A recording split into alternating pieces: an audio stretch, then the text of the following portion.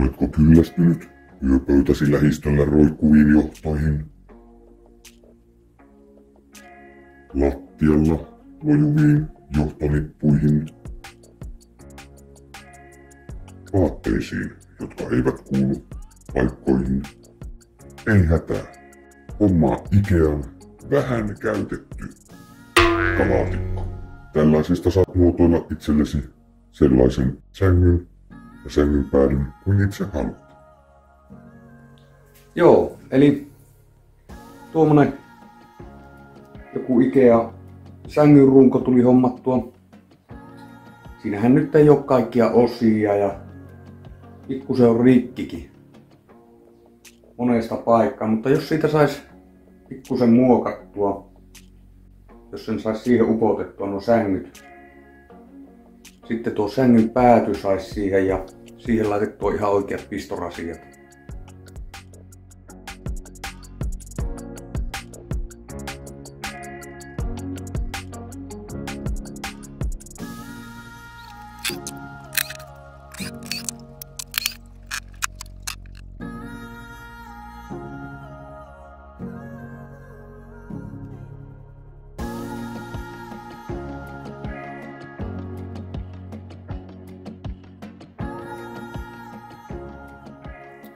No niin, siinä on sängyn runko. Pikkusen joutu.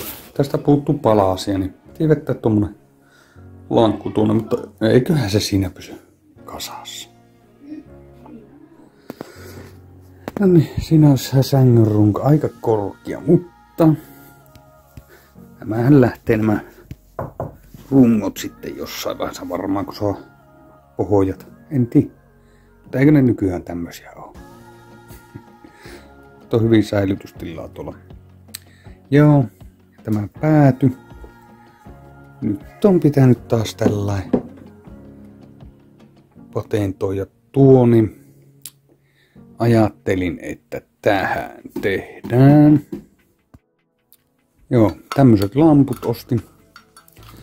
Pistetään ne tänne yövalloiksi. Ja koska näitä nyt ei ole, niin tehdään tämmöset jonnekin tänne.